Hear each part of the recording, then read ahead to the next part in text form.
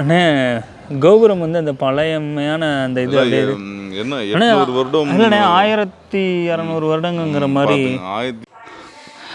வெளியில் உள்ள அந்த சுவாமியோட அவுட்டர் இது ஸ்டில்லு மலை சார்ந்த விஷயங்களோடு எடுத்திருக்காங்க. ரொம்ப பிரமாதமாக இருக்குது. Welcome to village walk Tamil. என் தமிழ் மக்களுக்கு என் இனிய வணக்கங்கள். இன்றைக்கி நம்ம எங்கே வந்திருக்கோம்னா பெருமாள் கோயிலுக்கு தாங்க வந்திருக்கோம். ஆனால் இந்த கோயிலை பற்றி கொஞ்சம் விளக்கமா. இந்த கோயில் எங்கே இருக்குதுன்னா சேத்பட் தாலுக்கா பெருமனூர்ன்ற கிராமத்தில் ஒரு ஊரில் இந்த கோயில் இருக்குது. இந்த கோயில் எப்படின்னா பெருமாள் வந்து பார்த்தீங்கன்னா வித்தியாசமான தோட்டத்தில் இருப்பார். இந்த கோயிலில் பெருமாள் அதை பார்க்கறதுக்கு நம்ம ஒரு அழகாகவும் இருக்கும். பெருமாள் என்ன பெருமாள் வித்தியாசமாக இருக்கார், நீங்களே ஒரு இதுவாக பார்ப்பீங்க உள்ளே போயிட்டு. ஆனால் அது மட்டும் இல்லாமல் இங்கே இருக்க ஊர் தலைவர் வந்து இக்கோயிலோட சிறப்பும் வரலாறும் இந்த ஊரோட வரலாறும் வந்து நம்மக்கிட்ட வந்து பகிர்ந்து கொள்ள வந்து காத்துட்ருக்காரு. ஸோ அவர்கிட்ட நம்ம போயிடலாங்க. ஓகே, அவர் ஒரு இன்டர்வியூ எடுத்துடலாம். இந்த ஊரோட வரலாறை பற்றி தெரிஞ்சுக்கலாம். ஏன்னா நம்ம சொல்கிறத விட அவரு கொஞ்சம் நல்லா இந்த மக்கள்லாம் வந்து அங்கே இருக்க தலைவர் நம்ம கூட இந்த கோயிலை பற்றியும் இந்த ஊரை பற்றியும் அந்த அளவுக்கு வரலாறு தெரியும். ஆனால் அந்த ஊரில் இருக்கிற பழைய தலைக்கட்டுங்க வந்து நல்ல வரலாறு தெரியும். கண்டிப்பாக நம்ம கேட்டு தெரிஞ்சுக்கலாம். வீடியோ போகலாம் வாங்க. வில்லேஜ் வாக் யூடியூப் சேனல் நேயர்களுக்கு வணக்கம். தமிழகமெங்கும் குறிப்பாக இந்தியா முழுவதும் இருக்கிற கோவில்களினுடைய வரலாற்றை நம்மிடத்திலே கொண்டு வந்து சேர்க்கிற தம்பி அவர்கள் திருவண்ணாமலை மாவட்டம் வந்தவாசி பகுதியில் அமைந்திருக்கிற சேத்துப்பட்டு ரோட்டில் வந்தவாசிக்கு அருகிலும் சேத்துப்பட்டுக்கு இடையிலும் அமைந்திருக்கிற நெடுகுணம் என்கிற ஊராட்சியில் தீர்காஜல ஈஸ்வரர் பர்வதம் என விளங்கும் சுகபிரம ரிஷி ஆசிரமம் என்று அழைக்கப்படுகிற இந்த ஊரில் மிகப்பெரிய மலை ஒன்று இருக்கிறது. அந்த மலைக்கு பெயர் கிளிமலை என்று சொல்வார்கள். சுகபிரம ரிஷி மலை என்பதால் சுகர் மலை என்றும் சொல்வார்கள்.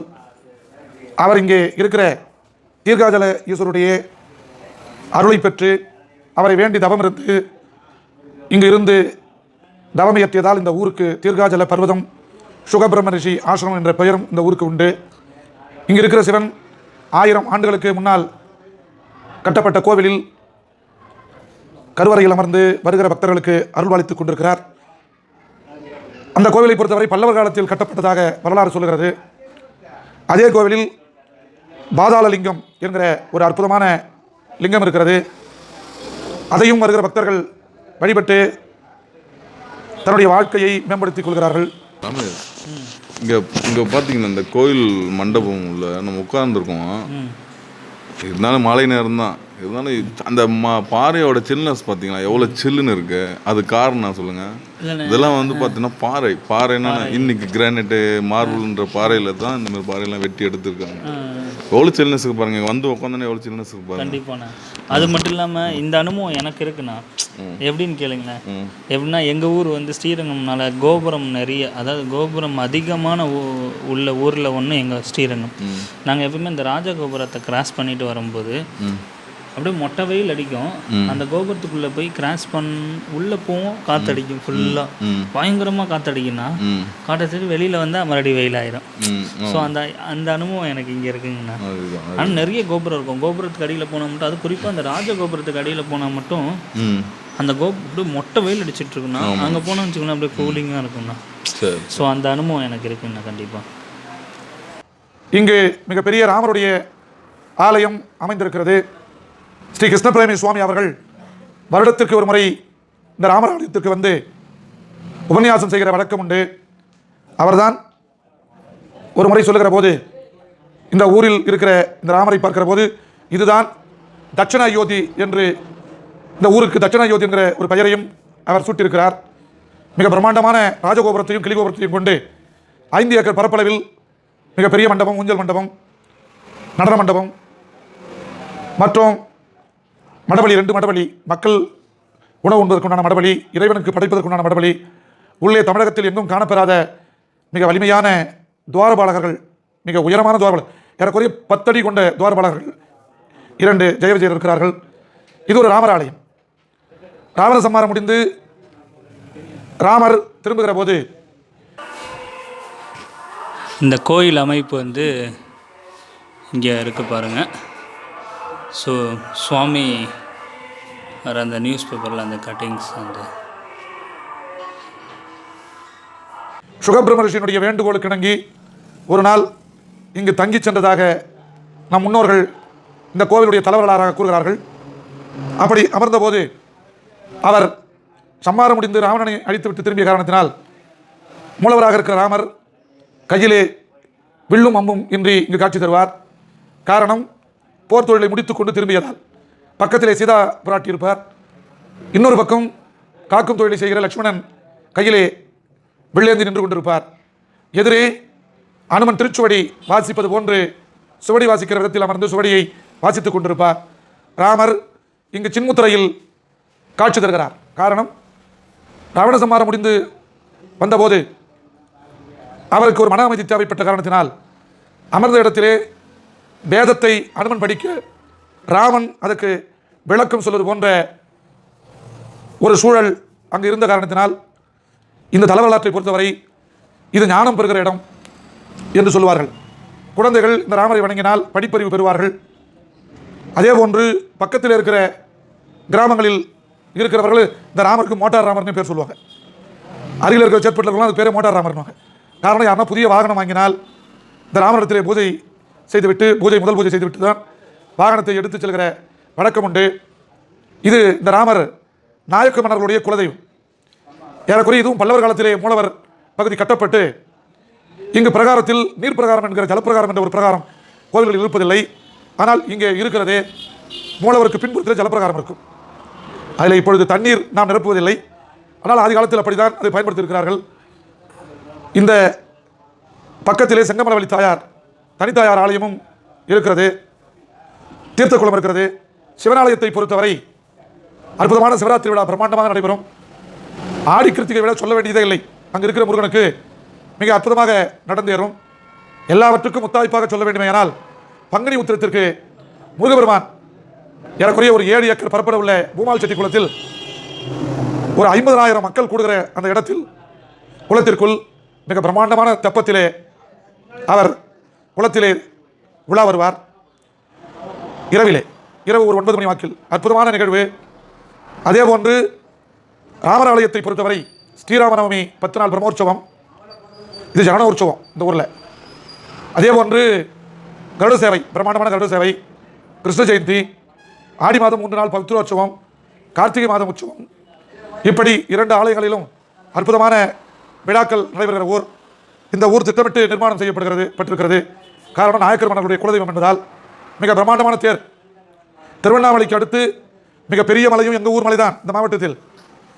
திருவண்ணாமலைக்கு அடுத்து மிகப்பெரிய தேரும் எங்கள் நெடுங்குன்றம் கிராமத்தில் தான் இருக்கிறது.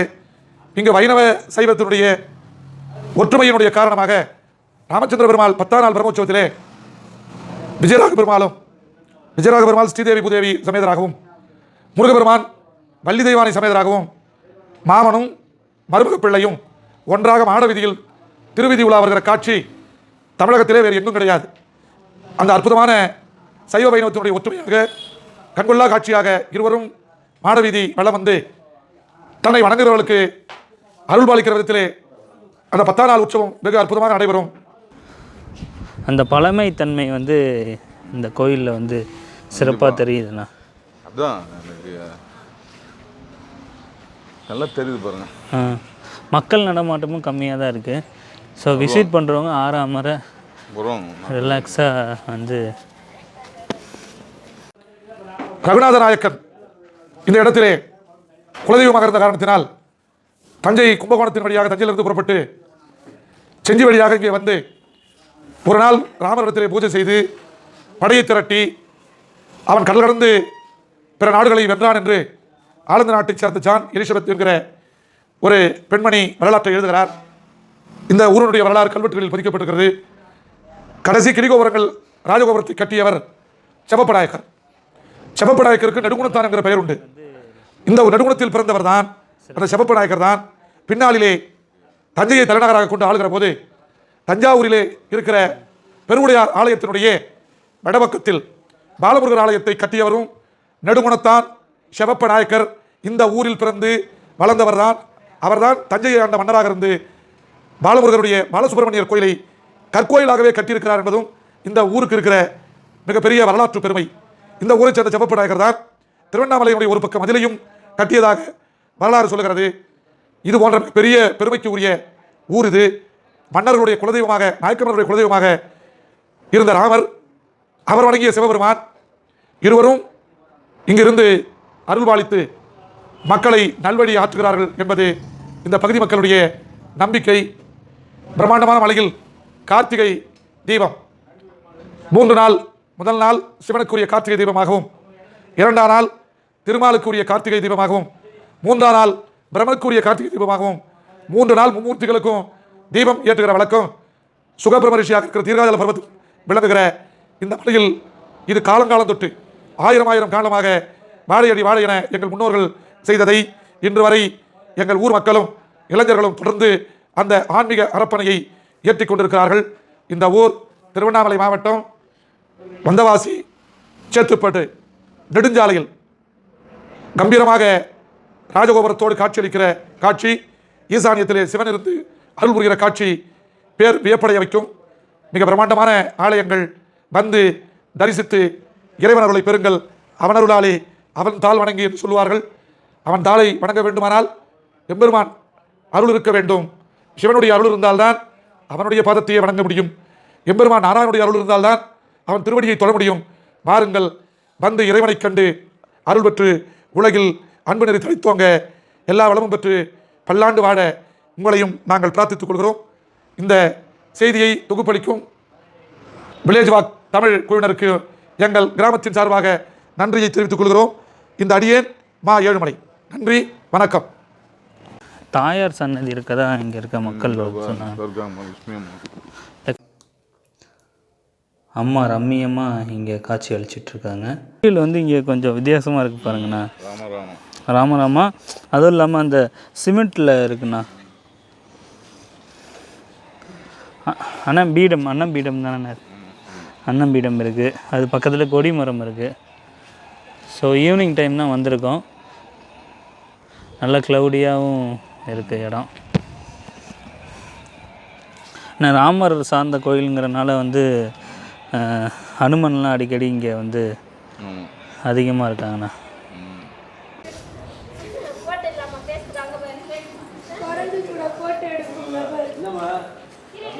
இந்த வரேன். ராமச்சந்திர பெருமாள் ஸ்ரீ யோகராமர். ராமச்சந்திர பெருமாளுக்கு நேர் எதிரே வந்து கருட சன்னதி இருக்குது.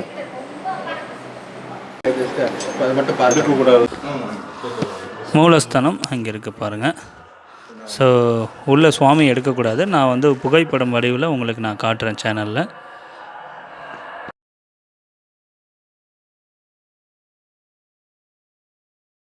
இங்கே சுவாமியை தரிசனம் இந்த வழியாக நம்ம போனோம்னா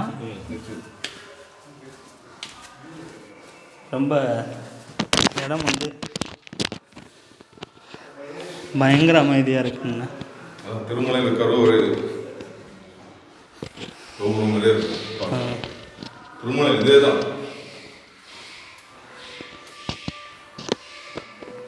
முன்னாடி மூலவரோட பின்பகுதி ஸ்ரீராமர் ஆஞ்சநேயர் இருக்காங்க.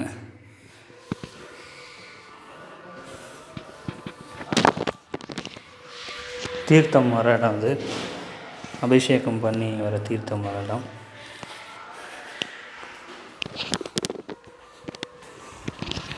அப்படியே இந்த சைடு வந்துடலாம் நம்ம.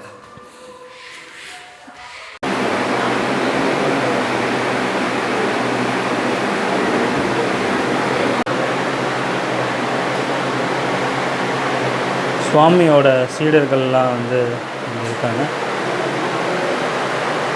ராமானுஜர்,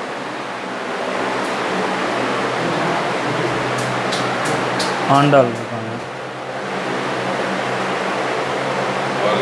காளியம்மன் இருக்காங்க. ஹாய், உங்களுக்கு எப்படி இருந்துச்சு இந்த ஃபீல்? நல்லா இருந்துச்சு, ரொம்ப ஜாலியாகவும் இருந்தது, ரொம்ப சூப்பராக இருந்தது, நல்லா பொறுமையாக பார்க்க முடிஞ்சுது. அதே மாதிரி வில்லேஜ் வாக் சேனல் தமிழுக்கு சப்ஸ்கிரைப் பண்ணிடுங்க. இந்த கோயில் எனக்கு ரொம்ப பிடிச்சிது. சாமி ரொம்ப அழகாக இருந்தாங்க, தரிசனம் எல்லாம் கொடுத்தாங்க. எனக்கு ரொம்ப சந்தோஷமாக இருந்துச்சு. தீர்த்தம் எல்லாம் சூப்பராக இருந்துச்சு, ரொம்ப பிடிச்சது. தேங்க்யூ, சப்ஸ்கிரைப் பண்ணுங்க. தேங்க்யூ. ஸ்ரீ சஞ்சீவி வீர ஆஞ்சநேயர் இருக்காங்க.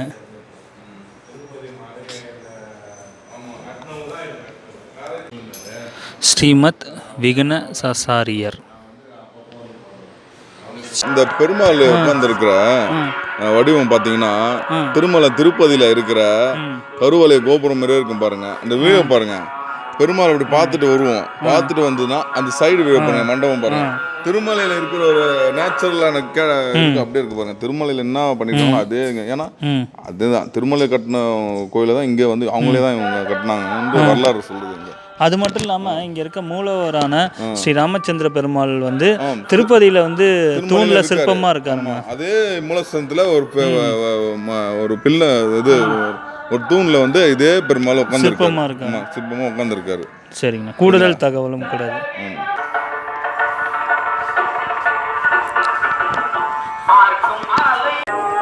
சிறப்பாக தரிசனம் முடிச்சுட்டு நாங்கள் நல்ல தரிசனம் கிட்டக்க நின்று திருமலை பார்த்தோம். இங்கே கிட்ட பார்த்தோம், ரொம்ப கிட்ட பார்த்தோம். அது ரொம்ப நேரமாக வெயிட் பண்ணி பார்த்தோம். ராமரை வந்து வித்தியாசமாக பார்க்க சொன்னாங்க, பார்த்தோம். கண்ணாடியில் பார்க்க சொன்னாங்க. அனுமானை ஜெயிச்சிட்டிங்களா பார்த்துட்டீங்களா பார்த்தா ரெண்டு பேர் ஒரு சைடு பெருமாள் வந்து கையை இப்படி வச்சிருக்காரு, இன்னொரு சைடு அனுமார் இப்படி கை வச்சிருக்காரு. கொஞ்சம் ஒரு சிலைலாம் பார்த்தா ஒரே மாதிரியே இருக்கு. ஃபேஸ் கட் மட்டும் மாறி இருக்கு கண்ணாடியில். அதுதான் பாருங்கன்றாங்க. ஒரு அதிசயமான டிஃபரன்ஸ் இருக்குங்க. ஒரு சைடு பெருமாள் ஃபேஸ் கட் இருக்கு, இன்னொரு சைடு அனுமான். ஒரு புது அனுபவம் தான் தெரியுது. கண்டிப்பா கோயில் வந்து பார்த்து ரொம்ப ரொம்ப ரொம்ப பிடிச்ச அமைதியான கோயிலாகவும் இருக்கு. இந்த அதாவது வந்து பார்த்தீங்கன்னாவே இந்த கோயிலுக்கு ஒரு சாந்தம் கிடைக்கும்.